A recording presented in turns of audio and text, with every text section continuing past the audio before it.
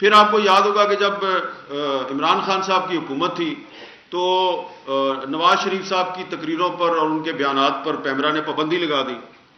ہم نے اس وقت بھی کہا کہ یہ مت کریں اور یہ سینسرشپ کی ایک نئی شکل ہے اور سیاستدانوں کے بیانات پہ انٹرویوز پہ پابندی نہ لگائی جائے. تو اس وقت عمران خان صاحب نے ہماری بات نہیں سنی. اب کل رات کو وہی پیمرا ہے اور اس نے وہی کام عمران خان صاحب کے ساتھ کر دیا ہے. تو اب ہم کہہ رہے ہیں کہ بھائی ہم نے تو جب نواز شریف صاحب پر پابندی لگائی گئی تھی اس کی بھی ہم نے مخالفت کی تھی, اب عمران خان پہ لگی ہے اس کی بھی مخالفت کر رہے ہیں. تو دونوں پارٹیوں کے حامی کہہ رہے ہیں نہیں جو ہم نے پابندی لگائی ہے وہ ٹھیک ہے, جو ہم پہ لگی تھی وہ غلط ہے. تو یہ پولرائزیشن کا یہ عالم ہے. تو اس لیے جو میں نے آپ کو 2-3 مثالیں اس لیے دی ہیں کہ ہمارا کوئی پولیٹیکل ایجنڈا نہیں, ہمارا مسئلہ صرف اور صرف پاکستان کا آئین اور قانون ہے. ہم یہ سمجھتے ہیں کہ جو صحافت بطور ایک ادارہ ہے یہ صرف اسی صورت میں مضبوط اور مستحکم رہ سکتا ہے کہ اگر آئین اور قانون کی بالادستی ہوگی. اور آزادی صحافت جو ہے وہ مشروط ہے پارلیمنٹ اور عدلیہ کی آزادی کے ساتھ. تو اب جب کہ ہم یہ دیکھتے ہیں کہ صحافیوں پر پابندیاں لگ رہی ہیں, غیر اعلانیہ سینسرشپ ہے, تو اس کا صاف مطلب یہ ہے کہ پارلیمنٹ بھی جو ہے وہ کمزور ہے اور ہماری جوڈیشری بھی کمزور ہے. اور جیسا کہ جہانگیر جدون صاحب نے یہاں پہ جو گفتگو کی ہے اس کے بعد مجھے تو مزید کچھ کہنے کی ضرورت نہیں ہے. بس جو ایک ایڈیشنل اٹارنی جنرل صاحب یہاں پر موجود ہیں تو ان سے یہی گزارش ہے کہ ذرا چیف جسٹس صاحب کو بتا دیجئے گا کہ ایڈوکیٹ جنرل صاحب جو انہوں نے یہ کہا,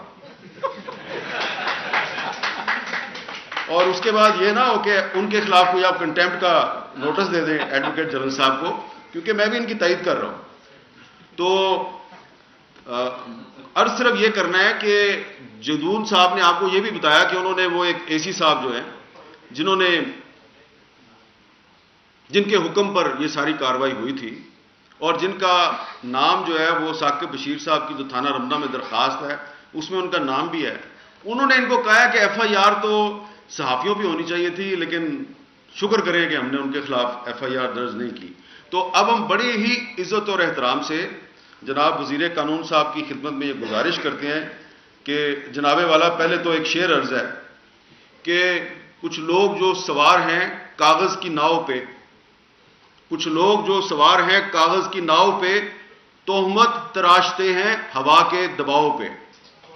تو یہ جو اے سی صاحب ہیں انہوں نے پتہ نہیں کون سی ہوا کے دباؤ پہ تہمت تراشی ہے, لیکن تارڑ صاحب جو ہے وہ کیونکہ ہمارے مہمان ہیں ہم ان کی تمام عزت اور احترام کو سامنے رکھتے ہوئے ان سے بڑی عاجزی کے ساتھ یہ مطالبہ کرتے ہیں کہ براہ کرم اب جو ثاقب بشیر کی درخواست میں جن لوگوں پہ کہا گیا مقدمہ درج کریں ان پہ نہ کریں.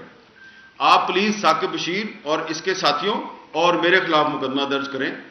اور میں ان کی ضمانت نہیں دیتا, اپنی ضمانت دیتا ہوں کہ آپ اگر میرے پہ ایف آئی آر درج کریں گے میں ضمانت ہی نہیں کراؤں گا, میں ضمانت ہی نہیں کراؤں گا تاکہ نہ آپ کو تکلیف ہو, نہ ان کو تکلیف ہو, نہ نوید صاحب کو تکلیف ہو.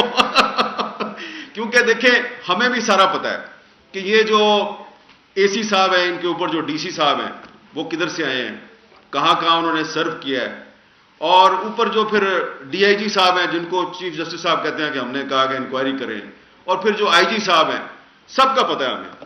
دیکھیں آپ کبھی حکومت میں ہوتے ہیں کبھی اپوزیشن میں ہوتے ہیں, لیکن یہ جو آئی جی صاحب ہیں اور ڈی سی صاحب ہیں اور اے سی صاحب ہیں نا, یہ آپ اپنے آپ کو پاکستان کی مستقل اسٹیبلشمنٹ سمجھتے ہیں, یہ ہے پاکستان کی اصل اسٹیبلشمنٹ. اور ان کا یہ خیال ہے کہ یہ سیاستدان کیا ہیں آگے پیچھے, کیونکہ دیکھیں مجھے بھی بہت سی باتیں میں یہاں پہ کرنا نہیں چاہتا. میں نے جب یہ واقعہ ہوا رانا ثناء اللہ صاحب سے میں نے خود بات کی تو رانا صاحب کو بڑا افسوس ہوا. رانا صاحب نے مجھے کہا جی میں نے آئی جی سے کہہ دیا مقدمہ ہو جائے گا. تھوڑی دیر بعد رانا صاحب کا فون آیا کہ نہیں وہ آئی جی کہہ رہا ہے کہ میری تو صلح ہو گئی. میں نے ثاقب کو فون کیا, میں نے کہا یار آپ نے صلح کر لیا تو مجھے بتا دینا تھا. یہ قسمیں کھائے کہ نہیں سر کوئی صلح نہیں ہوئی. اب وہ رانا صاحب اور میرے درمیان جو ہے وہ ہم آپس کافی فون پہ بات کرتے رہے, تو بیچ میں سے پتہ یہ چلا کہ آئی جی صاحب جو ہے نا وہ غلط بیانی کر رہے ہیں وزیر داخلہ کے ساتھ. تو جب اس طرح کے واقعات ہوتے ہیں تو پھر میں نے سوچا کہ کس طرح عمران خان صاحب کے ساتھ بھی اور ان کے وزیر قانون اور ان کے وزیر داخلہ کے ساتھ بھی کس نے کتنی غلط بیانی کی ہوگی. اب میں آپ کو ایک آخری واقعہ سناؤں, ایڈیشنل اٹارنی جنرل صاحب بھی ادھر موجود ہیں. یہ تھوڑے دن پہلے ایک پی ایف یو جے کے کیس پہ ہیئرنگ ہو رہی تھی چیف جسٹس عامر فاروق صاحب کی عدالت میں. تو وہ تارڑ صاحب کیس ہے کہ جو الیکٹرانک میڈیا کے صحافی ہیں ان کو بھی وہی حقوق مل جائیں جو کہ پرنٹ میڈیا کے صحافی ہیں. تو اس پہ ہم نے گزارش کی تھی کہ آئی ٹی این ای کے قانون میں ترمیم کر کے جو رائٹس پرنٹ میڈیا کے ہیں وہی الیکٹرانک میڈیا کو دے دیے جائیں.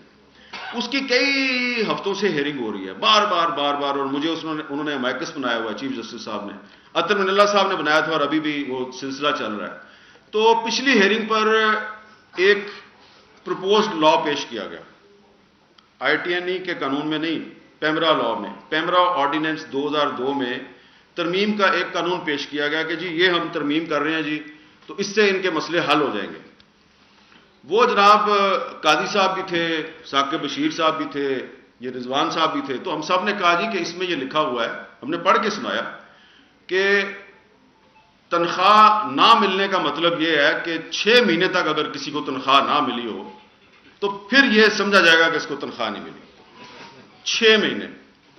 تو وہ چیف جسٹس صاحب نے کہا یار آج کے دور میں تو کسی کو 1 مہینہ تنخواہ نہ ملے تو وہ بیچارہ جو ہے وہ اس کے لیے بڑا مسئلہ پیدا, تو یہ ٹھیک نہیں ہے. تو وہاں پہ جو پی بی ہے اس کا بھی وکیل تھا, سارے تھے. تو یہ قانون جو ہے یہ حکومت کی طرف سے وزارت اطلاعات کا بنایا ہوا مسودہ جو ہے وہ ادھر پیش ہوا.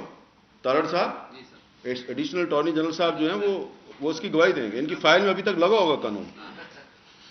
تو ہم نے اس کو کہا جی کہ نہیں ہمیں قبول نہیں ہے. انہوں نے پھر کہا جی اسٹیک ہولڈرز کی ایک کمیٹی بنائے, وہ کمیٹی جو ہے وہ دوبارہ آپس میں کنسلٹیشن کرے اور وہ ایک نیا مسودہ لے کے آئے. میں جناب نکلا عدالت سے باہر تو خبر پہنچ گئی ہوگی وزیر اطلاعات مریم اورنگزیب صاحبہ کے پاس. انہوں نے مجھے کہا, انہوں نے مجھ سے رابطہ قائم کیا, انہوں نے بڑی حیرانگی ظاہر کر کے کہا کہ یہ کون سا قانون ہے جو عدالت میں ڈسکس ہوا ہے, 6 مہینے والی بات تو ہمارے قانون میں ہے ہی نہیں. اب میں ذرا پریشان ہو گیا. میں نے پھر وہ جو انہوں نے عدالت میں جو قانون پیش کیا تھا وہ پھر میں نے دوبارہ پڑھا 3 دفعہ. اس میں 6 مہینے لکھا ہوا تھا. میں نے ان کو میسج کیا, میں نے کہا جی یہ وہی قانون ہے, میں نے ان کو بھیج بھی دیا. انہوں نے کہا نہیں یہ بالکل غلط ہے, یہ ہمارا اس سے کوئی تعلق نہیں. اب میں نے ان کو کہا کہ اگر آپ کو کورٹ نے بلا لیا اگلے پیشی پہ کہ وہ جو پہلے جو قانون پیش ہوا ہے وہ کس نے دیا ہے, اور آپ نے جو وہاں پہ ایڈیشنل اٹارنی جنرل صاحب کو کھڑا کیا ہوا ہے تو ان کی کیا کریڈیبلٹی رہ گئی. تو انہوں نے کہا نہیں میں دیکھ لوں گی. اب یہ میں نے ساری بات آپ کے سامنے اس لیے کی ہے کہ یہ جو سیاستدانوں پر پابندیاں لگا رہے ہیں نا, چیئرمین پیمرا صاحب ہمارے دوست ہیں, نواز شریف پر بھی پابندی انہوں نے لگائی تھی, اب عمران خان پر بھی پابندی انہوں نے لگائی ہے. اور جو سیکٹری انفارمیشن صاحبہ ہے نا جو پاکستان میڈیا ڈیولپمنٹ اتھارٹی کا بل لے کے آئی تھی, تو اس وقت عمران خان کے دور میں بھی یہی سیکٹری انفارمیشن تھی, اور اب شہباز شریف صاحب کا دور ہے, اور یہ جو سارے قانون آ رہے ہیں اور یہ جو بھی ہمارا دکھ کی داستان ہے ابھی بھی یہی سیکٹری انفارمیشن ہے. عمران خان بدل گیا, شہباز شریف بھی چلا جائے گا, لیکن یہ چیئرمین پیمرا اور سیکٹری انفارمیشن یہ یہیں پہ ہیں.